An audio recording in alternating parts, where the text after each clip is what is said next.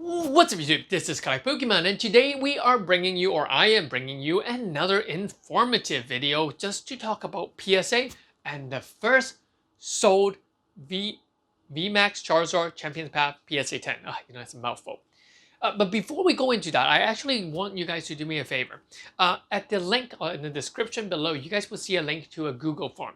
I want to do kind of like a research kind of thing to see or get an understanding of this market so I can film something for my next or upcoming video.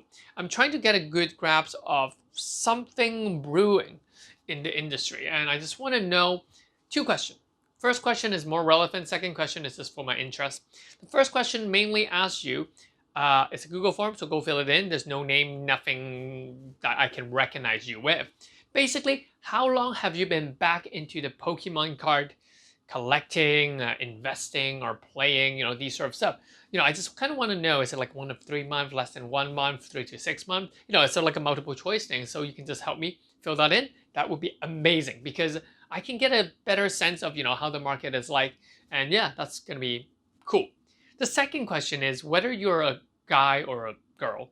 This is totally irrelevant. I just want to get a good grasp of the population or the distribution of gender on my channel. So that's pretty cool. So yeah, go fill it in, and hopefully I'll get some results after this video goes live. And then in the next video, I can actually share those results and then come up with an analysis about what I will foresee is happening in the future and what kind of historical knowledge should I remind my viewer like you guys or the investor should watch out for, because history is important. We need to understand the history of Pokemon or how the market has gone, because I just feel, some people might think that the market is healthy, but there's a part of me that just feels something is brewing, something is sketchy about this. So I just want to I hope that I'm wrong, but just do the survey, let me know,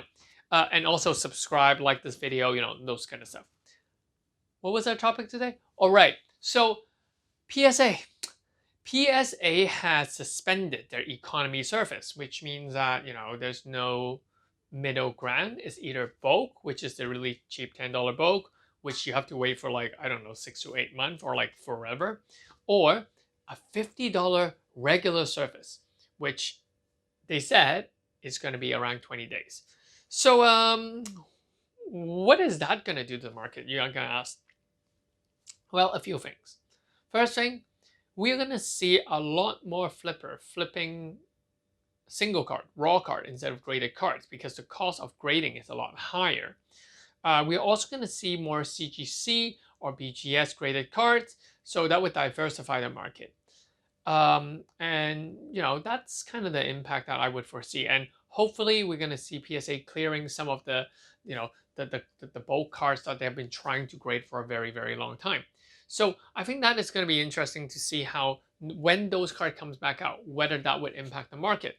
But definitely we're going to see less graded card flipped, but more graded card invested.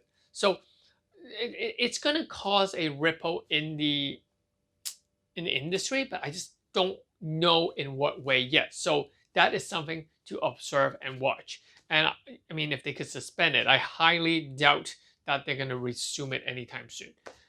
Yeah, that's pretty much that. PSA 10 VMAX Hyper Rare Charizard from Champions Path was sold. There was one listed the other day for $7,000. Yeah, $7,000. But it was an accepting offer, and the offer price, or the sold offer price, was actually $3,501. So that's kind of interesting. That kind of get us a understanding of how much the VMAX Charizard PSA 10 is currently worth. Basically, that is like 6 times the current market price, which is around $550 to $600 US, something along that line. I was actually quite surprised that the price of this card were not higher. I would suspect it to be a little higher, maybe $4,000 or $5,000, but actually the guy accepted of $3,500. So I am assuming that the price of these cards will start to fall a little bit more. as more products of Champions Path are released. I know that from my previous video, a lot of you guys said that you guys are not you still can't get your hands on Champions Path. But at the same time, I do see a lot of Champions Path Charizard being sold, being flipped, right now, even the Elite Train box and everything else. So it's worrying because my viewer, you guys are telling me you guys can't get it, and all the other people can. So I have a feeling a lot of people are hoarding onto it, and yeah, I don't know how well this set is going to go.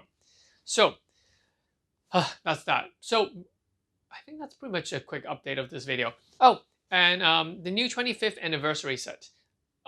There's no news, but this is my insight. This is my suspicion. Suspicion. I'm suspecting this. Okay.